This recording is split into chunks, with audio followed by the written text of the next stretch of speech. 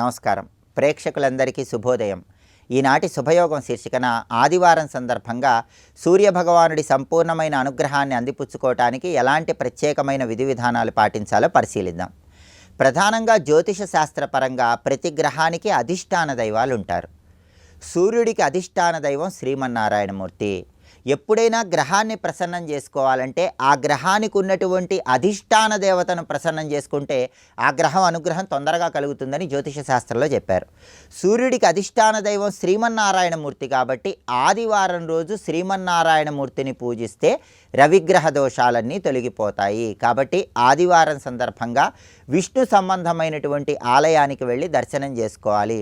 విష్ణుమూర్తి ఆలయంలో ప్రదక్షిణలు చేయాలి. విష్ణుమూర్తి ఆలయంలో ధ్వజస్తంభం దగ్గర దీపాన్ని వెలిగించాలి. విష్ణు సహస్రనామ స్తోత్రం కానీ విష్ణు పంజర స్తోత్రం కానీ ఆదివారం రోజు పఠించినట్లయితే రవిగ్రహ దోషాల నుంచి సులభంగా బయటపడవచ్చు. అలాగే ఓం నమో నారాయణాయ, ఓం నమో భగవతే విష్ణవే అనే మంత్రాలు వీలైనన్ని సార్లు పఠించడం ద్వారా కూడా సూర్యుడికి అధిష్టాన దేవుడైనటువంటి శ్రీమన్నారాయణమూర్తి అనుగ్రహం కలిగి రవిగ్రహ దోషాల నుంచి సులభంగా బయటపడవచ్చు. ఎప్పుడైనా సరే జన్మరాశి నుంచి లెక్కబెట్టినప్పుడు వచ్చే 3, 6, 10, 11 స్థానాలలో సూర్యుడి సంచారం ఉంటే ఆ సూర్యుడి సంచారం విశేషమైన శుభ ఫలితాలను కలిగింపజేస్తుంది. అలా కాకుండా జన్మరాశి నుంచి లెక్కబెట్టినప్పుడు వచ్చే ఇతర స్థానాలలో సూర్యుడి సంచారం ఉంటే ఆ సూర్యుడి సంచారం జ్యోతిష శాస్త్రపరంగా వ్యతిరేక ఫలితాలను ఇస్తుంది. అటువంటప్పుడు అనారోగ్య సమస్యలు ఎదుర్కొనటము, అలాగే తండ్రి వైపు నుంచి రావాల్సిన ఆస్తిపాస్తులు ఆలస్యం అవటం, రాజకీయ రంగంలో ఒడిదుడుకులు ఉండటం, వృత్తిపరంగా అవరోధాలు ఉండటం, ఇలాంటి సమస్యలన్నీ ఉంటాయి. అటువంటప్పుడు గోచారపరంగా సూర్యుడిని ప్రసన్నం చేసుకోవాలంటే ఆదివారం కొన్ని ప్రత్యేకమైన విధి విధానాలు పాటించాలి. వాటిలో ముఖ్యమైనది ఏంటంటే స్నానం చేసే నీటిలో ఎరుపు రంగు పుష్పాలు కొన్ని కలుపుకొని ఆ నీటితో స్నానం చేయాలి. స్నానం చేసిన తర్వాత ముఖ్యమైన పని మీద బయటికి వెళ్ళేటప్పుడు ఒక తమలపాకు మడిచి దగ్గర ఉంచుకొని మరొక తమలపాకు నోట్లో వేసుకొని నములుతూ పని మీద బయటికి వెళ్ళాలి. అలాగే బెల్లం ముక్క నోట్లో వేసుకొని నములుతూ బయటికి వెళ్ళాలి. ఇలా చేస్తే గోచార పరంగా రవి బలాన్ని పెంపొందింపజేసుకోవచ్చు. మనం అనుకున్న పనులు దిగ్విజయంగా పూర్తి చేసుకోవచ్చు. అలాగే ఆదివారం రోజు రవిహోరకు ప్రత్యేకమైన శక్తి ఉంటుంది. అంటే ఆదివారం ఉదయం 6 నుంచి 7 మధ్యలో, మధ్యాహ్నం 1 గంట నుంచి 2 గంటల మధ్య ప్రాంతంలో, రాత్రి 8 గంటల నుంచి 9 గంటల మధ్య ప్రాంతంలో ఉండే రవిహోరకు చాలా శక్తి ఉంటుంది. ఈ రవిహోర ఉన్న సమయంలో సకల దేవతా స్వరూపమైన గోమాతకు నానబెట్టినటువంటి గోధుమలు బెల్లంతో కలిపి ఆహారంగా తినిపిస్తే రవి బలాన్ని పెంపొందింపజేసుకోవచ్చు. లేదా 1.25 కేజీ గోధుమలు ఎరుపు రంగు వస్త్రంలో మూటగట్టి రవిహోరలో దానం ఇచ్చినా కూడా సమస్త శుభాలను సిద్ధింపజేసుకోవచ్చు. అలాగే ఆదివారం సందర్భంగా స్నానం చేశాక తూర్పు దిక్కులో 12 ఒత్తుల దీపాన్ని వెలిగించాలి. ఎందుకంటే సూర్యుడు సంవత్సరంలో వచ్చే 12 నెలల్లో ఒక్కొక్క నెలలో ఒక్కొక్క పేరుతో ప్రత్యేకమైన సంఖ్య కలిగినటువంటి కిరణాలను భూమి మీదకు ప్రసరింపజేస్తూ భక్తులను అనుగ్రహిస్తాడు. ఇలా సంవత్సరంలో వచ్చే 12 నెలల్లో 12 ఆదిత్యులుగా సూర్యుడు భక్తులందరినీ అనుగ్రహిస్తాడు. అందువల్ల 12 ఆదిత్యులకు సంకేతంగా స్నానం చేసిన తర్వాత గృహంలో తూర్పు దిక్కులో ఒక పీట ఏర్పాటు చేసి ఆ పీట మీద బియ్యపిండితో గుండ్రంగా ఒక ముగ్గు వేసి ఆ ముగ్గు మధ్యలో ఒక మట్టి ప్రమిదలో ఇంకొక మట్టి ప్రమిద ఉంచి నువ్వుల నూనె పోసి 12 ఒత్తులు వేసి దీపాన్ని వెలిగించాలి. ఈ 12 ఒత్తుల దీపాన్ని 12 ఆదిత్య దీపం అంటారు. ఆదివారం రోజు తూర్పు దిక్కులో ఈ 12 ఆదిత్య దీపాన్ని వెలిగించడం ద్వారా సూర్యభగవానుడి సంపూర్ణమైన అనుగ్రహానికి సులభంగా పాత్రలు కావచ్చు. సూర్యాష్టకం కానీ ఆదిత్య హృదయం కానీ ఆదివారం పఠిస్తే మంచిది. అలాగే శ్రీకృష్ణుడి కుమారుడైనటువంటి సాంబుడు అనారోగ్య సమస్యలు తొలగింపజేసుకోవటానికి సూర్యుడిని ప్రార్థించినటువంటి ఆర్యా ద్వాదశక స్తోత్రాన్ని ఆదివారం పఠించినా లేదా శ్రవణం చేసినా దీర్ఘకాలిక అనారోగ్య సమస్యల నుంచి బయటపడవచ్చు. సమస్త శుభాలను సిద్ధింపజేసుకోవచ్చు. ఇలా ఆదివారం సూర్యుడిని ఆరాధన చేయండి. సూర్యభగవానుడి అనుగ్రహానికి ప్రతి ఒక్కరూ సులభంగా పాత్రలు కండి. రేపటి శుభయోగం శీర్షికన సోమవారం సందర్భంగా పరమశివుడి లింగ స్వరూపంలో ఉన్నటువంటి వైభవం ఏంటో, శివలింగ రూపంలో పరమశివుడిని పూజిస్తే ఎలాంటి విశేషమైన శుభ ఫలితాలు కలుగుతాయో పరిశీలిద్దాం. నమస్కారం.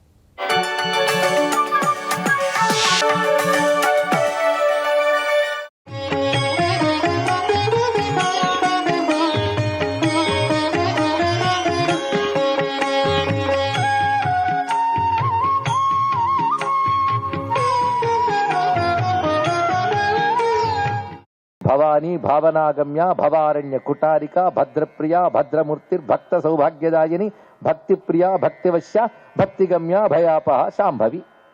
మొత్తానికి భకారనామాలన్నీ భవానీ తత్వాన్ని చెప్తున్నాయా అంటూ లలితాశాస్త్ర వ్యాఖ్యాతలు దాని రహస్యనామం అని చెప్పారు ఇక్కడ.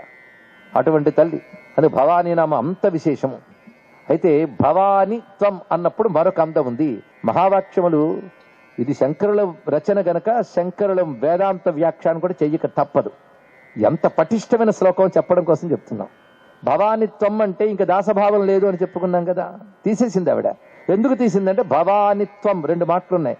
త్వం త్వం అంటే అమ్మని చూపిస్తున్నాడు. త్వం భవాని, అమ్మ నువ్వు భవాని, భవాని నువ్వు, అంతే కదా. ఇప్పుడు భవాని మీరు నామవాచకంగా చెప్పినప్పుడు భవానీదేవి నువ్వు అని అర్థం. ఇప్పుడు క్రియావాచకంగా చేయాలి. భవాని అంటే అయి ఉన్నానని. త్వం భవాని, భవాని అంటే నువ్వు నేనై ఉన్నాను, ఇది అర్థం అండి అన్నాడు ఇక్కడ. ఇది వాక్యం. ఇప్పుడు అహం బ్రహ్మ అస్మి మూడు శబ్దములు ఉన్నాయి లేదు, ఇది మహావాక్యం. నేను బ్రహ్మమునై ఉన్నాను, ఇది విచారణ మార్గంలో తెలుసుకోవాలి. అయితే నేను బ్రహ్మమునై ఉన్నాను నువ్వు చెప్తావు, కానీ గురువు ఏం చెప్తాడు? నువ్వు బ్రహ్మమై ఉన్నావు అని చెప్తాడు. తత్వమసి నువ్వు బ్రహ్మమై ఉన్నావు నాయన అంటే గురువు నువ్వు బ్రహ్మమై ఉన్నావు అని చెప్పకూడదు పిచ్చోళ్ళగా. గురువు గారు నువ్వు బ్రహ్మమై ఉన్నావంటే మనం ఏం చెప్పాలి? నేను బ్రహ్మమనై ఉన్నాను అని చెప్పాలి, అంతే కదా. కానీ గురువుది ఉపదేశ వాక్యం తత్వమసి, అనుభవ వాక్యం అహం బ్రహ్మాస్మి. ఇంకా రెండు మహావాక్యాలు ఉన్నాయి, ప్రజ్ఞానం బ్రహ్మ, అయమాత్మ బ్రహ్మ, 4 మహావాక్యాలు. ఈ 4 మహావాక్యాల వ్యాఖ్యానమే వేదాంతం. అందుకే సన్యాసికి వేదాంత దీక్ష ఇచ్చేటప్పుడు ఈ 4 వాక్యములు ఇస్తారు. ఇంకా అంతవరకు వేదాధ్యయనం అన్ని చేసాడు, అయిపోయింది, ఇంకా అన్ని కట్టబెట్టేయాలి. ఈ 4 వాక్యాలు మననం చేసుకోవాలి. ఇది ఉంపట్టంపట్లాగా జపమాలలు తిప్పే మంత్రాలు కావు. ఈ 4 విచారణ చేయవలసిన నాలెడ్జ్, జ్ఞానం. అది ఇక్కడ ముందు బ్రహ్మం అంటే అర్థం చేసుకో, ఇది ఫిలాసఫీ. నువ్వు బ్రహ్మం అంటే అర్థం చేసుకో.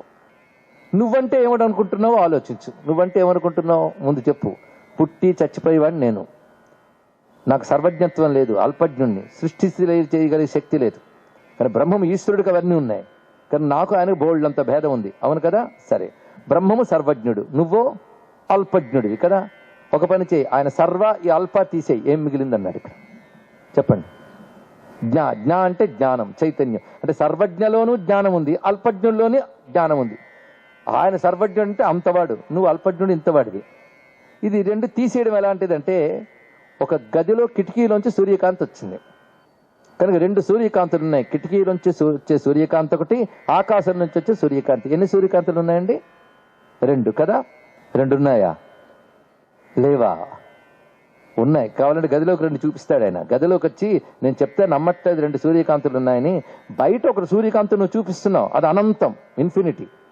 నా గదిలో ఒక సూర్యకాంతి ఉంది, రా చూపిస్తాను, నమ్మకపోతే అన్న తీసుకెళ్ళాడు ఆయన. తీసుకెళ్ళి ఇది కిటికీ, ఈ కిటికీలోంచి సూర్యకాంతి వస్తుంది కనుక ఈ కిటికీ అంత ఉందో సూర్యకాంతి అంత ఉంది అన్నాడు వాడు. మీరు ఎలా కన్విన్స్ చేస్తారో చెప్పండి. వాడు ఎప్పటికి ఒప్పుకోడు. సూర్యుడు అనగా ఈ కిటికీకి పరిమితమై ఉన్నది సూర్యకాంతి అన్నాడు. కాదురా బాబు, పరిమితి కిటికీకి కానీ సూర్యకాంతికి లేదు అన్నారు ఇక్కడ. ఇక్కడ 2 కాంతులు వచ్చాయి ఇక్కడ. అల్పమైన కిటికీ కాంతి, అనంతమైన ఆకాశ కాంతి. కనుక 2 వచ్చాయి కదా. 2 ఒకటా 2? మళ్ళీ అడుగుతున్నాను. ఒకటంటే మీరేం చేయాలి? ఇక్కడ కిటికీ అనే ఉపాధి తీసేస్తే కాంతి అనే దృష్టితో చూస్తే అనంతం. అలాగే శరీరం అనే ఉపాధిని విడిచిపెట్టి జ్ఞానము చైతన్యం అనే దృష్టితో చూస్తే ఒకటే అనంతమే ఉన్నది ఇక్కడ. ఉపాధి నేను అనుకోవడమే జీవుడు అని చెప్పాం, కానీ దేహం నేను అనుకోవడం వల్ల నాకు అల్పజ్ఞుడిని ఇవన్నీ వచ్చేసాయి. నిజమైన అల్పజ్ఞుడివి నువ్వు. ఉపాధి, ఈ శరీరం పోతే లోపల సూక్ష్మ శరీరం ఉంది, కారణ శరీరం ఉంది. వాటితో ఈ లోకం ఆ లోకం తిరుగుతావు, ఈ జన్మ ఆ జన్మ పొందుతావు. ఆ 2 శరీరాలు కూడా పరిధిని విధిస్తున్నాయి కిటికీలాగా. అయితే ఈ జ్ఞానం వచ్చాక కిటికీ పగలగొట్టక్కర్లేదు, తెలుగుంటే చాలు. అనంత సూర్యకాంతి కనుక కిటికీ అల్పకాంతి కనుక కిటికీ పగలగొడతాను అనక్కర్లేదు, నీకు తెలుగుంటే చాలు ఇక్కడ. అలాగే నా అల్పమైన ఈ శరీరంలో ఏ చైతన్యం ఉన్నదో విశ్వవ్యాపక అనంతమైన చైతన్యం అదే అని తెలుసుకోగలిగినప్పుడు దానితో తాదాత్మ్యం చెంది చైతన్యమే నువ్వు అనుకుంటే అనంతం. కానీ చైతన్యం అనే దృష్టితో ఏకత్వం, దేహం అనే దృష్టితో అనేకత్వం. తెలిసింది కదా. ఇది వేదం, ఇంత జాగ్రత్తగా తెలుసుకోవాలి. ఏది తెలియలేదనుకోండి, నిష్కపట భక్తి కలిగి ఆశ్రయించినా పర్వాలేదు. తెలుసుకుంటే అంత తేటగా అర్థమవుతుందో చూడండి. అద్వైతం కష్టమేం కాదు, నిలుపుకోవడం కష్టం కనుక అది కష్టం అనేస్తున్నాం. దీన్ని ఎలా నిలుపుకోవాలంటే గురువు చెప్పింది విని శ్రవణం తర్వాత చేయవలసింది మననం, అది చెయ్యట్లేదు. ఆ మననం చెయ్యగా చెయ్యగా చెయ్యగా చెయ్యగా చెయ్యగా ఇది విచారణ అయిపోతుంది. అరే నువ్వు కాని దాన్ని నేను నేను నేను అనుకుని అలవాటు చేయించుకునేది అయిపోయేవే. నువ్వు ఏదై ఉన్నావో దాన్ని అనుకుంటూ అనుకుంటే ఎప్పటికైనా అది అవుతావు. ఇది తెలుసుకో. ఇక్కడ నువ్వు కాని దేహాన్ని నేను నేను అనుకోవడం వల్ల ఈ దేహం పోయి మరో దేహం వస్తుంది. కానీ ఆ చైతన్యాన్ని నేనని తెలుసుకుని నువ్వు అనుకుంటే నువ్వు బ్రహ్మము అయిపోతున్నావు, అఖండ సచ్చిదానంద స్థితిని పొందుతున్నావు. ఇది స్పష్టం. కనుక త్వం భవాని, త్వం అంటే ఇక్కడ బ్రహ్మమును అడ్రస్ చేస్తున్నాడు. బ్రహ్మము అయిన నువ్వు భవాని అంటే నేనై ఉన్నాను. నేనై ఉన్నా అంటే అహమస్మి. కానీ భవాని అంటే అహం అస్మి. త్వం అంటే బ్రహ్మ. అహమస్మి బ్రహ్మ కలిపితే అహం బ్రహ్మాస్మి అనే మహావాక్యం ఇందులో ఉంది. అది దీని యొక్క అర్థం. అంటే భవానిత్వం అంటే చాలమ్మా, నువ్వు సాహిత్య పదవిని ఇస్తున్నావంటే అహం బ్రహ్మాస్మి అనే మాట అందులో ఉంది గనక, నేను బ్రహ్మమును గనక, నువ్వు అహం రూపమైన నేను, నీకు నాకు భేదం లేదు గనక ఇంకా దాసోహం లేదు, సహ అహమే ఉన్నది, బ్రహ్మము అహం కలిసిపోయింది అని దీని యొక్క ఆంతర్యం అండి. ఆదిశంకరుల యొక్క బుద్ధి అంటే ఇది. అది భవానిత్వం అనేది మహావాక్యం. కావాలనుకున్న వాడికి అర్థమయ్యేదే కైవల్య జ్ఞానం. తెలుసుకోండి. ఇక్కడ కావాలనుకో నీకు స్పష్టంగా అర్థమవుతుంది. అర్థమయ్యేలా చెప్పడానికి పెద్దలు రాచమార్గం వేసేశారు మనకి సులభంగా. కానీ ఆదిశంకరులు ప్రధాన అద్వైత సిద్ధాంతం, అదే లక్ష్యం. అది ఇవ్వగలిగేది అమ్మ కారుణ్యం. కానీ అమ్మ కరుణ ఎలాంటిది అంటే అహం బ్రహ్మాస్మి అనే మాట భవానిత్వం అనే మాటలో ఉందని చెప్తున్నాడు. సర్వం శ్రీ లలితా మహాత్మ్యపుర సుందరి చరణారవిందార్పణమస్తు. స్వస్తి.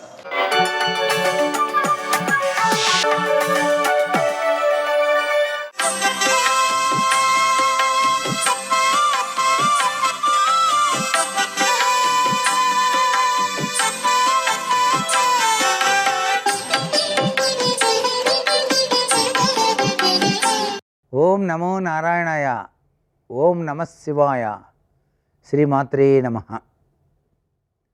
నమస్కారంలో సంస్కారం చాలా గొప్పది. మనం నమస్కారం చేస్తున్నామంటే అంకిత భావన అనేటువంటిది చాలా అవసరం.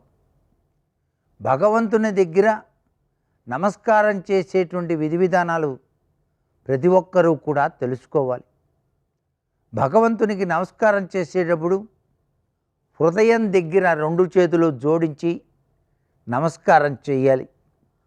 గురువుల దగ్గరికి వెళ్ళినప్పుడు నమస్కారం చేసేటప్పుడు ఈ రెండు చేతులు కూడాను ఫాలభాగం వద్దకు వచ్చేట్టుగా నమస్కారం చేయాలి. దేవాలయంలోకి వెళ్ళి నమస్కారం చేసేటప్పుడు రెండు చేతులు కూడా పైకెత్తి నమస్కారం చేయాలి. ఈ విధమైనటువంటి నమస్కారం సర్వ విధములైనటువంటి ఆత్మసమర్పణకు నిదర్శనంగా మనకు శాస్త్రాలు తెలియజేస్తున్నాయి. అలాగే పెద్దలకు నమస్కారం చేసేటప్పుడు సాష్టాంగ నమస్కారం కూడాను ఆచరించేటువంటి విధి విధానం ఉంది. దేవాలయాల్లో శివాలయానికి వెళ్ళినప్పుడు సాష్టాంగ నమస్కారం చేసినప్పుడు మాత్రం నందీశ్వరునికి ఎదురుగా కాళ్ళు పెట్టి నమస్కారం చేయకూడదు.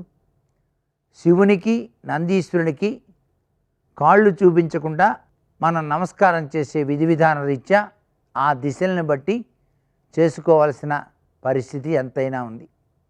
అరసా స్పృశా దృష్ట్యా మనసా వాచ హస్తాభ్యాం కర్ణాభ్యాం అంటూ మన శరీరం మొత్తం కూడాను పరమేశ్వరునికి అంకితం చేస్తున్నాను అనేటువంటి ఉద్దేశంతో మనం నమస్కారం చేయటం వలన అద్వితీయమైనటువంటి ఇక్కడ సమర్పణాభావం అనేటువంటిది కనిపిస్తుంది. భగవంతునికి మనం సమర్పణ చేసుకోవటమే నమస్కారంలో దాగినటువంటి గొప్ప విశేషకరమైనటువంటి ప్రభావం. సాష్టాంగ నమస్కారం చాలా గొప్పదిగా చెప్తాం. వరసా శిరసా దృష్ట్యా మనసా వచసా తథా పద్భ్యాం కరాభ్యాం కర్ణాభ్యాం ప్రణమోష్టాంగ ఉచ్యతే. అంటే వక్షస్థలం, శిరస్సు, దృష్టి, మనస్సు, వాక్కు, పాదాలు, చేతులు, చెవులు అనేటువంటి అష్టాంగాలతో నమస్కరించడమే సాష్టాంగ నమస్కారం అని చెప్పేసి అంటాం. ఇక పంచాంగ నమస్కారం శిరస్సు వంచి 2 చేతులు 2 భుజాలు మోకాళ్ళపై వంగి చేసేటువంటి నమస్కారం. అలాగే త్రయ్యంగ నమస్కారం, 2 చేతులు కూడాను జోడించి తలపై నుంచి చేసేటువంటి నమస్కారం. ఇక ఏకాంగ నమస్కారం, తలను మాత్రం వంచి చేసేటువంటి నమస్కారం. ఇది ఈ విధంగా 4 రకాల నమస్కారాలు ఉన్నాయి. దేవతలకు, గురువులకు, పెద్దలకు పురుషుడు సాష్టాంగ నమస్కారాన్ని ఆచరించవచ్చు. సర్వే జనా సుఖినో భవంతు.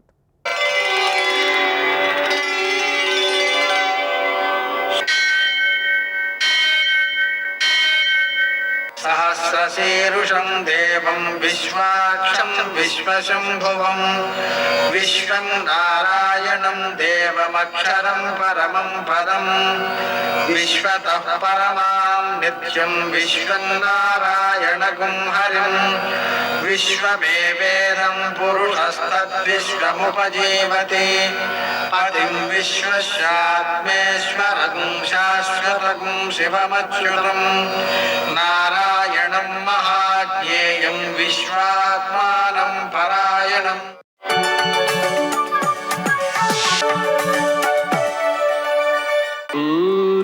శౌర్యమథేందురింద్రపదవీ సన్మంగళం మంగళం. యః కర్తా జగతాం భర్తా సంహర్తా మహసాం నిధి ప్రణమామిదమాదిత్యం బహిరంతస్తమోభం. నేటి కాలమాన విశేషాలను గమనిద్దాం. స్వస్తి శ్రీ చాంద్రమాన క్రోధినామ సంవత్సరం ఉత్తరాయణం శిశిర ఋతువు ఫాల్గుణ మాసం కృష్ణపక్షం ఆదివారం. సూర్యోదయం 6:27 సూర్యాస్తమయం 6:22 తిథి విధియ సాయంకాలం 4:59 వరకు, నక్షత్రం హస్త మధ్యాహ్నం 11:45 వరకు, వర్జం రాత్రి 8:45 నుంచి 10:34 వరకు, దుర్ముహూర్తం సాయంకాలం 4:47 నుంచి 5:34 వరకు, అమృతకాలం ఉదయం 6:50 వరకు, అంటే సూర్యోదయం తర్వాత మిగిలిందనమాట. అలాగని ఆదివారం కాబట్టి రాహుకాలం సాయంకాలం 4:30 నుంచి 6 గంటల వరకు, అష్టకవర్గ రీత్యా శుభప్రదమైన సమయం ఉదయం 7:30. నేటి విశేషం ఆదివారం సందర్భంగా నదీ స్నానం చేయడం, సూర్య నమస్కారాలు చేయడం, సూర్యుడికి పూజ చేయడం, ఆవు పాలు నెయ్యితో తడిపినటువంటి బియ్యము వాటితో పాయసం చేయడం, ఆయనకి నివేదన చేయడం, ప్రసాదంగా స్వీకరించడం, నూనె పదార్థాలు తినకపోవడం, ఒకపూటే భోజనం చేయడం మొదలైన చర్యల ద్వారా శారీరక మానసిక ఆరోగ్యాలను వృద్ధి చేసుకుని వివేకాన్ని పెంపొందించుకుని సరియైన నిర్ణయాలు తీసుకుంటూ అభివృద్ధి పథంలో నడవచ్చు. నేటి ఆణిమిత్యాలు.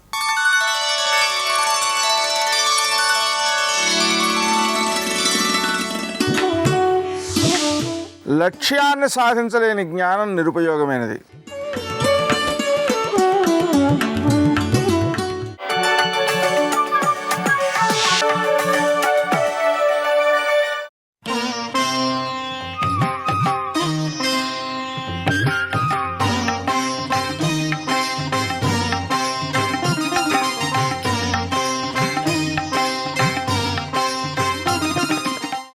ఇక్కడ పండినటువంటి చింతపళ్ళు, చింత చెట్లకి కాసిన కాయలు 1 రూపాయి కోరుకోకుండా తమ కొరకు వాడుకోవాలి, లేదా ఇతరులకు దానం చేయాలి తప్ప ఎవడైనా ఇందులో 1 రూపాయి కోసం 1 చింతకాయ ఇచ్చినా సరే అందులో పురుగులు ఉంటాయని శాపం ఇచ్చారు. ఇప్పటికీ 1 పావలా పుచ్చుకుని చింతకాయ ఇస్తే అందులో పురుగులు ఉంటాయిట. కోసి ఎవరికైనా ఇస్తే చింతకాయ బాగుంటుంది. భాస్కర రాయల వారికి ఇచ్చినటువంటి వరం అని చెప్తారు. ఒకప్పుడు భాస్కర రాయల వారు సూర్యనారాయణమూర్తి యొక్క అనుగ్రహం చేత ఎప్పటివాడో కాడు.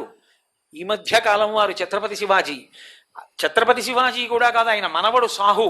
ఆ సాహు దగ్గర ఉన్నటువంటి సైన్యాధికారి యొక్క కుమారుడు చంద్రసేన జాధవుడు యొక్క కొడుకు వృత్తాంతం భాస్కర రాయల వారి వృత్తాంతం మీకు నేను చెప్పింది. సూర్యుడు ప్రత్యక్షంగా అనుగ్రహించి వాళ్ళని కాపాడాడు. పిలిస్తే పలికేటటువంటి దైవం సూర్యుడంటే. పైగా మీకు ఎప్పుడైనా ఇతరమైనటువంటి దేవతా స్వరూపాల విషయంలో మూర్తి యందు మీరు చైతన్యాన్ని భావన చేసి మనసు నిలబెట్టాలి. సూర్యుడి యందు ఆ ఇబ్బంది ఉండదు. కళ్ళ ముందు మీకు కనపడుతున్నటువంటి చైతన్య స్వరూపం కాబట్టి ఎంతో సంతోషంగా ఉంటుంది. అదిగో ఎదురుగుండా వెలుగుల ముద్ద, నీ చెప్పేది వింటున్నాడు, కదులుతున్నాడు అని మనకొక గొప్ప తృప్తి ఉంటుంది. ఉన్నాడు మహానుభావుడు, వింటున్నాడని. అంత ప్రత్యక్షమైనటువంటి భగవత్ స్వరూపం. మనుష్యుడు మాంసనేత్రంతో చూడదగిన ఏకైక పరబ్రహ్మస్వరూపము సూర్యుడొక్కడే. ఆయనని మాంసనేత్రంతో మనం చూడగలం. అంతటి అద్భుతమైనటువంటి సూర్యస్వరూపం. అటువంటి మహానుభావుడు అసలు ఈ లోకంలో ఒక పెద్ద విశేషాన్ని సృష్టించాడు ఒకప్పుడు. ఒకే ఒక్క మాట ఎంత దూరం వెళ్ళిపోయిందో తెలుసా? ఇప్పటికీ సూర్యుడన్న ఒకే ఒక్క మాట వల్ల జరిగిపోయినటువంటి మలుపులు అనంతమైన మలుపులు. అసలు ఆ మలుపులు 1, 2 కాదు, అన్ని మలుపులు తిరిగిపోయి విష్ణు పురాణంలో చెప్తారు దాన్ని. ఆ మలుపులు తిరిగి ప్రతి ఏడాది సూర్యుడన్న ఆ మాటకి భయపడిపోయే మనందరం వినాయక వ్రతకల్పన చేయవలసి వచ్చింది. ఎందుకు వచ్చిందో తెలుసా? నేను చెప్తున్న ఈ విశేషం విష్ణు పురాణాన్ని ఆధారం చేసుకుని మాట్లాడుతున్నాను. సత్రాజిత్తు సూర్యనారాయణమూర్తి యొక్క అనుగ్రహాన్ని సంపాదించాలని ఆయన గురించి తపస్సు చేశాడు. సూర్యుడు ప్రత్యక్షమయ్యాడు.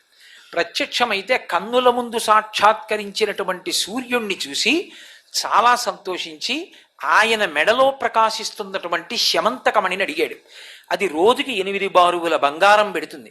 అది ఎక్కడ ఉంటుందో అక్కడ రోగములు ఉండవు, దుర్భిక్షములు ఉండవు, అనావృష్టి ఉండదు, అతివృష్టి ఉండదు, పీడలు ఉండవు, పరమ ప్రశాంతంగా పరమ సంతోషంగా ఉంటుంది. కానీ సూర్యుడు ఒక నియమం చెప్పాడు. దీని విషయంలో తచ్చశుషణ ధృతిమాన, ఇది ఎంత గొప్పది అంటే అశేషమేవ సువర్ణం ప్రసాదిత. ఎప్పుడు తచ్చమాన తచ్చ శుచిన ధృతిమాన ఇది ధరించేటప్పుడు, ఈ శమంతకమణిని మెడలో వేసుకున్నప్పుడు అంతఃశౌచం ఉండాలి, బహిశౌచం ఉండాలి. పైన శరీరము శౌచముతో ఉండాలి, లోపల అంతఃశౌచం ఉండాలి. లోపల బయట కూడా పవిత్రత లేకపోతే, అలా పవిత్రత ఉంటే బంగారము ఇస్తుంది, అనావృష్టి ఉండదు, అతివృష్టి ఉండదు, రోగాలు ఉండవు, ఎవరికి బాధలు ఉండవు, ప్రకృతి యందు ఉపద్రవాలు ఉండవు, పరమ ప్రశాంతంగా ఉంటారు. అన్యథాధారయంతమేవా, ఒకవేళ దాన్ని కానీ ఇంకోలా అంటే అంతఃశౌచం లేకపోయినా బహిశౌచం లేకపోయినా, ఈ రెండింటిలో ఏది లేకపోయినా శమంతకమణిని ధరించినప్పుడు దానివల్ల ఏమవుతుందో తెలుసా? హంతీతి, ఎవడు అలా వేసుకున్నాడో వాడు మరణిస్తాడు. అప్పుడది శుభప్రదమైన ఫలితములనివ్వదు, ఉపద్రవాల్ని తీసుకొస్తుంది. తస్మాత్ జాగ్రత్త అని శమంతకమణిని ఇచ్చాడు. ఆ ఒక్క మాట మలుపు తిప్పేసింది. చేసుకున్నప్పుడు ఆ మాటని యథాతథంగా తీసేసుకుని సాధారణ వాక్యంగా తీసేసుకుని శమంతకమణిని పుచ్చేసుకున్నాడు. పుచ్చుకుని మెడలో వేసుకుని వస్తున్నాడు ద్వారకానగరంలో. అందరూ చూసిన వాళ్ళు సూర్యుడు నడిచి వచ్చేస్తున్నాడు అనుకున్నారు. ఆ మణికాంతి అలా ఉంటుంది. ఇది వెళ్ళి కృష్ణుడికి చెప్పారు. కృష్ణుడికి ఆయనే శ్రీహప్పతి, ఆయనకి ఎందుకండి ఆ మణి? ఆయనకి కావాలా?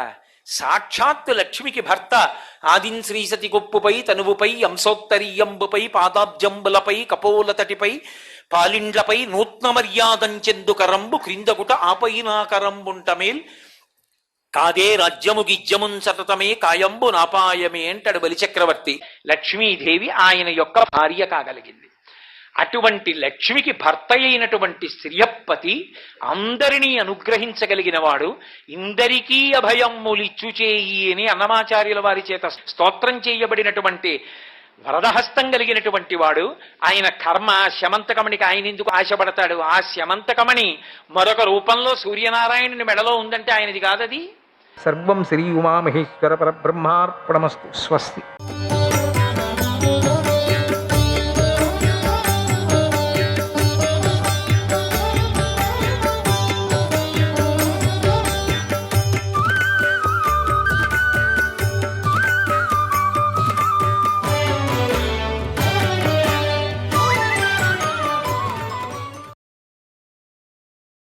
స్థూల సర్వాత్ముడు స్థూలుడు, గుణభృత్ గుణాత్ముడు, గుణాలన్నీ ధరించేవాడు.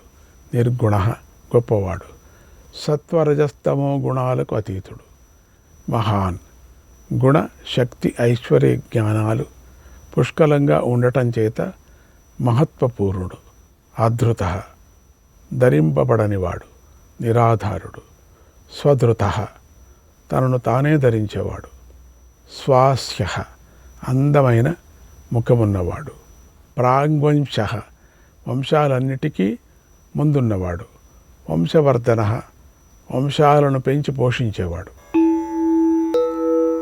భారభృత్కథితో యోగి యోగీశ సర్వకామదః ఆశ్రమశ్రమణః క్షామః సుపర్ణో వాయువాహనః. భారభృత్ భూభారాన్ని ఆదిశేషాది రూపాలతో మోసేవాడు. భక్తులు యోగక్షేమ రూపమైన భారాన్ని వహించేవాడు.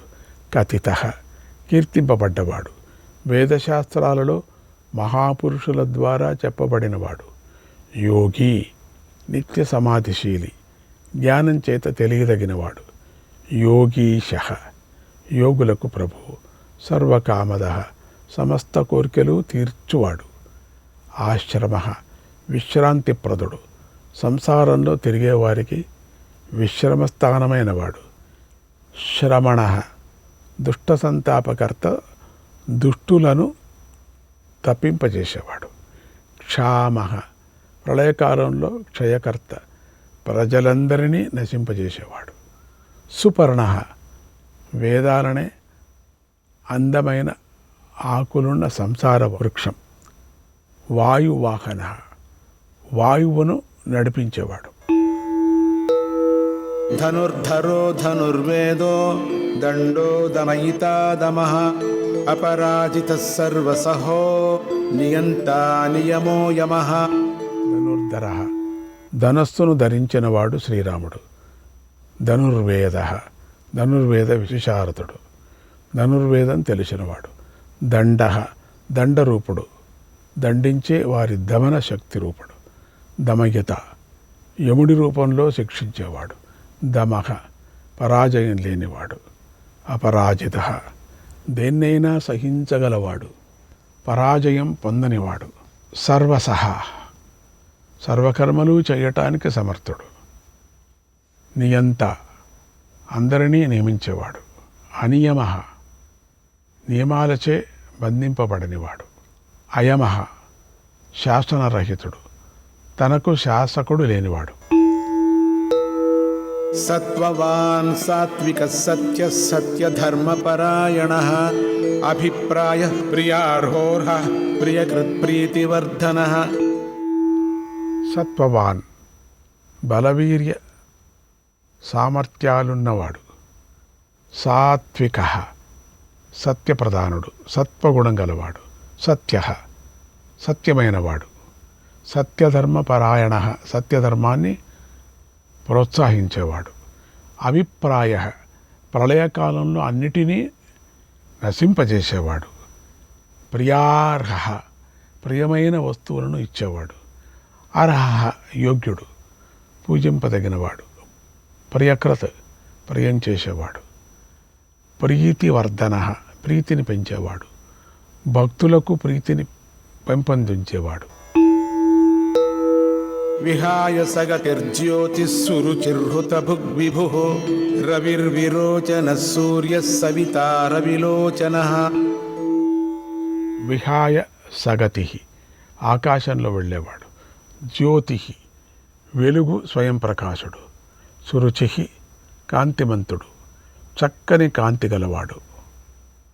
హుతబుక్ హవిస్సును గ్రహించే అగ్నిరూపుడు హవిస్సును గ్రహించే. విభు సర్వవ్యాపి సర్వత్ర వ్యాపించి ఉండేవాడు. రవి రసాలను శోషింపజేసే సూర్యరూపుడు. విరోచన సూర్యుడు వివిధ రీతులలో ప్రకాశించేవాడు. సూర్య సంపదను జనింపజేసేవాడు. సవిత ప్రజలకు సంపదనిచ్చేవాడు. రవిలోచన సూర్యుడు కన్నుగా కలవాడు. అనంతో హుత భుగ్భోక్త సుఖదో నైకజోగ్రజః అనిర్విణ్ణః సదామర్షి లోకాధిష్టానమద్భుతః. అనంతరహితుడు, ఏ విధంగానూ అంతం లేనివాడు. హుతబుక్, హుతభోజి, యజ్ఞంలో హోమద్రవ్యాలను భుజించేవాడు. భోక్త, జగత్పాలకుడు, జగత్తును పాలించేవాడు. సుఖద, సుఖదాత, భక్తులకు మోక్షమిచ్చేవాడు. నైకజ, ధర్మరక్షణ కోసం చాలా జన్మలెత్తినవాడు. అగ్రజ, ఆదిపురుషుడు. హిరణ్య గర్భరూపుడు. అరిన్విరిణ, నిర్వేదం లేనివాడు. సదామర్షి, క్షమాశీలుడు, సజ్జనులను క్షమించేవాడు. లోకాధిష్టానం, లోకాధారుడు, లోకాలన్నిటికీ ఆధారమైనవాడు. అద్భుత, ఆశ్చర్యమయుడు, మిక్కిలి ఆశ్చర్యరూపుడు. సనాతనతమః కపిలః కపిరవ్యయః స్వస్తిద స్వస్తి కృత్ స్వస్తి స్వస్తి భుక్ స్వస్తి దక్షిణః. సనాత్, అనంతమైన కాలస్వరూపుడు. సనాతనతమః, అత్యంత సనాతనుడు, బ్రహ్మాదులకు సైతం పురాణ పురుషుడు. కపిలః, కపిల మహర్షి కపిలావతారుడు. కపిః, సూర్యదేవుడు. అవ్యయః, జగత్తుకు లయస్థానమైనవాడు. స్వస్థితః, పరమానందప్రదుడు, భక్తులకు ఆనందమిచ్చేవాడు. స్వస్తికృత్, కళ్యాణకరుడు, శుభమిచ్చేవాడు. స్వస్తి, కళ్యాణమయుడు, పరమానంద రూపమైనవాడు. స్వస్తిభుక్, భక్తులకు శుభాన్ని పెంచేవాడు. స్వస్తి దక్షిణ, శుభాలనిచ్చే సామర్థ్యమున్నవాడు. అరౌద్రః కుండలీ చక్రీ విక్రమ్యూర్జిత శాసనః శబ్దాతిగః శబ్దసః శిశిరః శర్వరీకరః. అరౌద్ర, ప్రశాంతుడు, కర్మ కాని రాగ కోపాలు కాని రౌద్రం కాని లేనివాడు. కుండల శోభమానుడు, సూర్యుని వలె ప్రకాశించే మకర కుండలాలుడు దాల్చినవాడు. చక్రీ, చక్రాయుధరుడు, సుదర్శన చక్రం ధరించినవాడు. విక్రమీ, పరాక్రమశాలి, విలక్షణమైన పరాక్రమం గలవాడు. ఊర్జిత శాసన, గొప్ప శాసనం చేసేవాడు. శృతి స్మృతి రూపమైన బలిష్టమైన శాసనం గలవాడు. శబ్దాతిగ, శబ్దాతీతుడు, శబ్దాదుల చేత చెప్పనలవి కానివాడు. శబ్దసహ, వేదాల చేత పొగడబడేవాడు. శశిరః, తాపత్రయంలో మాడిపోయేవారికి చల్లనివాడు. శర్వరీకరః, రాత్రి నిచ్చేవాడు, అంటే సంసారులకు ఆత్మను చీకటిగాను జ్ఞానులకు సంసారాన్ని చీకటిగాను కల్పిస్తాడు. అక్రూరః పేశలో దక్షో దక్షిణః క్షమిణాం వరః విద్వత్తమో వీతభయః పుణ్యశ్రవణకీర్తనః. అక్రూరః, అన్ని విధాల క్రూర భావాలు లేనివాడు. పేశలః, మనోవాక్కాయ కర్మలచే సుందరుడు. దక్షః, సమర్థుడు, వృద్ధి, బలము, నేర్పు అనే 3 గుణాలు గలవాడు. దక్షిణః, సంహారకారి, దుష్టులను హింసించేవాడు. క్షమిణాం వరః, క్షమావంతుల్లో శ్రేష్ఠుడు, భయం లేనివాడు. విద్వత్తమః, విద్వాంసుల్లో శ్రేష్ఠుడు. వీతభయః, భయరహితుడు, పవిత్రమైన నామశ్రవణ కీర్తనతో కూడినవాడు. పుణ్యశ్రవణ కీర్తన, పుణ్యకరమైన శ్రవణము కీర్తనములు గలవాడు. ఉత్తారణో దుష్కృతిః పుణ్యో దుస్వప్ననాశనః వీరః రక్షణః సంతో జీవనః పర్యవస్థితః. ఉత్తారణః, సంసార తారకుడు, సంసార సాగరం నుండి ఉద్ధరించేవాడు. దుష్కృతిః, దుష్కర్మనాశకుడు, పాపులను నశింపజేసేవాడు. పుణ్యః, పవిత్రుడు, శృతి స్మృతులతో పుణ్యమును చెప్పేవాడు. దుస్వప్ననాశనః, దుస్వప్నాలను పారద్రోలేవాడు. వీరః, వీరులను సంపద గలవాడు, సంసారుల వివిధ గతులను నాశనం చేసి ముక్తినిచ్చేవాడు. రక్షణః, రక్షించేవాడు. సంతః, సాధుస్వరూపుడు, విద్యా వృద్ధికి ధర్మ ప్రచారానికై సజ్జనుల రూపంలో ఉండేవాడు. జీవనః, ప్రాణరూపుడు, జనులందరినీ ప్రాణరూపంలో బ్రతికించేవాడు. పర్యవస్థిత విశ్వమంతా వ్యాపించినవాడు. అనంతరూపోనంతశ్రీర్జితమన్యుర్భయాపహ చతురశ్రో గభీరాత్మా విదిశో వ్యాదిశో దిశః. అనంతరూప అనంతమైన రూపాలున్నవాడు. అనంతశ్రీ అనంతమైన శక్తి గలవాడు. జితమన్యు క్రోధాన్ని జయించినవాడు. భయాపహ సంసార భయాన్ని పోగొట్టేవాడు. చతురశ్ర కళ్యాణమూర్తి న్యాయంతో కూడినవాడు. గభీరాత్మ గంభీర రూపుడు గంభీరమైన మనస్సు గలవాడు. విదిశ వివిధ ఫలాలను తగిన విధంగా ఇచ్చేవాడు. వ్యాదిశ ఆదేశాలను ఇచ్చేవాడు. దేవతలకు వేర్వేరు ఆజ్ఞలను ఇచ్చేవాడు. దిశ వేదరూపుడిగా ఫల నిర్దేశన చేసేవాడు. అనాదిర్భూర్భువో లక్ష్మీ సువీరో రుచిరాంగదః జననో జన జన్మాదిర్భీమో భీమ పరాక్రమః. అనాది ఆది లేని కారణస్వరూపుడు అంటే ఆది లేనివాడు. భూర్భువ భూమికి కూడా ఆధారమైనవాడు. లక్ష్మి శోభాస్వరూపుడు ఆత్మవిద్యాస్వరూపుడు. సువీర మంచి మార్గంలో ప్రేరేపించేవాడు. రుచిరాంగద అందమైన అంగదాలు ధరించినవాడు. మంగళప్రదములైన భుజకీర్తులు గలవాడు. జనన గొప్ప వీరుడు. జంతువులను సృష్టించేవాడు. జన్మాది ఉత్పత్తికారకుడు జన్మించే వారి జన్మలకు మూల కారణం. భీమ జన్మకు మూల కారణమైనవాడు. యహేతు భీమ పరాక్రమ భయంకరుడు భయంకర పరాక్రమం గలవాడు. ఆధార నిలయోధాత పుష్పహాసః ప్రజాగరః ఊర్ధ్వగः సత్పథాచారః ప్రాణదః ప్రణవః పణః. ఆధార నిలయ ఆధారాలకు ఆధారభూతుడు. ఆధారాలైన పంచభూతాలకు ఆధారరూపుడు. అధాత ఉత్పాదక శూన్యుడు తనకు ఆధారం లేనివాడు. పుష్పహాస పువ్వులా నవ్వేవాడు. ప్రజాగర నిత్య ప్రబుద్ధుడు. ఊర్ధ్వగ అందరికంటే ఉన్నతంగా ఉండేవాడు. సత్పథాచార మర్యాద పురుషోత్తముడు. ప్రాణద ప్రాణాలిచ్చేవాడు. ప్రణవ ఓంకార రూపుడు. పణ యోగ్య వ్యవహారకర్త. ప్రమాణం ప్రాణనిలయః ప్రాణభృత్ ప్రాణజీవనః తత్వం తత్వవిదేకాత్మా జన్మ మృత్యుజరాతిగః. ప్రమాణం ప్రమాణస్వరూపుడు. ప్రాణనిలయ ప్రాణాలకు ఆధారభూతుడు. ప్రాణభృత్ ప్రాణాలను పోషించేవాడు. ప్రాణజీవన ప్రాణాల ద్వారా జీవింపజేసేవాడు.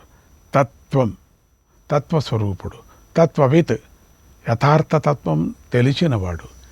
ఏకాత్మ అద్వితీయుడు ఒకటే ఆత్మ అయినవాడు. జన్మ మృత్యు జరాతిగ అంటే జన్మ మృత్యు వార్ధాక్య రహితుడు. భూర్భువస్వస్తరుస్తారः సవితా ప్రపితామహः యజ్ఞో యజ్ఞపతిర్యజ్వా యజ్ఞాంగో యజ్ఞవాహనః. భూర్భువ స్వస్తరు భూవు భువక స్వహ అనేటువంటి మూడు లోకాల సంసార వృక్ష స్వరూపుడు. తార సంసార సాగర సమర్థర సంసార సాగరాన్ని తరింపజేసేవాడు. సవిత ఉత్పాదకుడు లోకాలన్నిటికీ తండ్రి. ప్రపిత మహాహ బ్రహ్మకు కూడా తండ్రి అయినవాడు. యజ్ఞ యజ్ఞస్వరూపుడు. యజ్ఞపతి యజ్ఞపాలకుడు. యజ్వా యజమాన స్వరూపుడు. యజ్ఞాంగ యజ్ఞాలే అవయవాలైనవాడు. యజ్ఞవాహన యజ్ఞాలకు నడిపించేవాడు యజ్ఞాలనంతా కూడా. యజ్ఞభృద్యజ్ఞకృద్యజ్ఞీ యజ్ఞభుగ్యజ్ఞ సాధనః యజ్ఞాంతకృద్యజ్ఞగుహ్యమన్నమన్నాద ఏవ చ. యజ్ఞభృత్ యజ్ఞాలను భరించేవాడు. యజ్ఞ రక్షకుడు. యజ్ఞకృత్ యజ్ఞాలు చేయించేవాడు యజ్ఞం చేసేవాడు. యజ్ఞీ, యజ్ఞాలకు సంగమ స్థానం, యజ్ఞం చేసేవారికి శేషి అయినవాడు. యజ్ఞభుక్, యజ్ఞభోక్త, యజ్ఞమును భుజించేవాడు. యజ్ఞ సాధన, యజ్ఞాలే ప్రాప్తి సాధనాలైనవాడు. యజ్ఞాంతకృత్, యజ్ఞఫలమిచ్చేవాడు. యజ్ఞగుహ్యం, నిష్కామ యజ్ఞస్వరూపుడు. అన్నం, భూతాలను తినేవాడు. అన్నదః, అన్నాదః, జీవరూపంలో అన్నాన్ని తినేవాడు. ఆత్మయోనిస్వయం జాతో వైఖానః సామగాయనః దేవకీ నందనః స్రష్ట క్షితీశః పాపనాశనః. ఆత్మయోని, తనకు తానే కారణమైనవాడు, జగత్తుకు కారణమైనవాడు. స్వయం జాత, స్వయంగా పుట్టినవాడు. నిమిత్త కారణం కూడా తానే అయినవాడు. వైఖానః, వరాహావతారుడు. హిరణ్యాక్షుని వధకై వరాహారూపంలో భూమిని త్రవ్వినవాడు. సామగాయన, సామగానం చేసేవాడు. దేవకీ నందన, దేవకీదేవి కొడుకు. స్రష్ట, సృష్టికర్త, జగత్తును సృష్టించినవాడు. క్షితీశ, భూమికంతటికీ ప్రభువు. పాపనాశన, పాపములన్నిటినీ నశింపజేసేవాడు. శంఖభృన్నందకీ చక్రే శార్ంగధన్వా గదాధరః రథాంగపాణిరక్షోభ్యః సర్వప్రహరణాయుధః. శ్రీ సర్వప్రహరణాయుధ ఓం నమ ఇతి. శంఖభృత్, శంఖధారి, పంచజన్యమనే శంఖం ధరించినవాడు. నందకి, నందకధారి, నందకమనే ఖడ్గం ధరించినవాడు. చక్రి, చక్రపాణి, సుదర్శన చక్రం దాల్చినవాడు. శార్ఘధన్వా, శార్గమనే ధనస్సు దాల్చినవాడు. గదాధర, కౌమోదకి అనేటువంటి గద దాల్చినవాడు. రథాంగపాణి, చక్రధారి, చక్రం చేతిలో గలవాడు. అక్షోభ్య, క్షోభింప శక్యం కానివాడు, కలతపెట్ట శక్యం కానివాడు. సర్వప్రహరణాయుధ, సర్వాయుధాలు ఉన్నవాడు. ఆయుధాలుగా ప్రసిద్ధంగానే గోళ్ళు మొదలైనవి కూడా ఆయుధాలుగా ధరించినవాడు. వనమాలి గదీశార్ణీ శంఖీ చక్రీ చ నందకీ శ్రీమాన్నారాయణో విష్ణుర్వాసుదేవోభిరక్షతు. శ్రీవాసుదేవోభిరక్షత్వోం నమ ఇతి. ఇతీదం కీర్తనీయస్య కేశవస్య మహాత్మనః నామ్నాం సహస్రం దివ్యానామశేషేణ ప్రకీర్తితం. ఇంతవరకు కీర్తించదగ్గ మహాత్ముడైన కేశవుని 1000 దివ్యనామాలను పరిపూర్ణంగా కీర్తించాను. య ఇదం శృణుయా నిత్యం యస్యాపి పరికీర్తయేత్ నాశుభం ప్రాప్నుయాత్ కించిత్ సోముత్రేహ చ మానవః. ఈ సహస్రనామాన్ని నిత్యము విన్నవారు, కీర్తించినవారు అశుభాలను పొందరు, ఇహపరాల్లో సుఖిస్తారు. వేదాంతగో బ్రాహ్మణ స్యాత్ క్షత్రియో విజయీ భవేత్ వైశ్యోధన సమృద్ధ స్యాత్ శూద్ర సుఖమవాప్నుయాత్. బ్రాహ్మణుడు వేదాంతాన్ని తెలుసుకుంటాడు, క్షత్రియుడు విజయం పొందుతాడు, వైశ్యుడు ధన సమృద్ధిని పొందుతాడు, శూద్రుడు సుఖపడతాడు. ధర్మార్థీ ప్రాప్నుయాత్ ధర్మమర్థార్థీ చార్థమాప్నుయాత్ కామానవాప్నుయాత్ కామీ ప్రజార్థీ చాప్నుయాత్ ప్రజాం.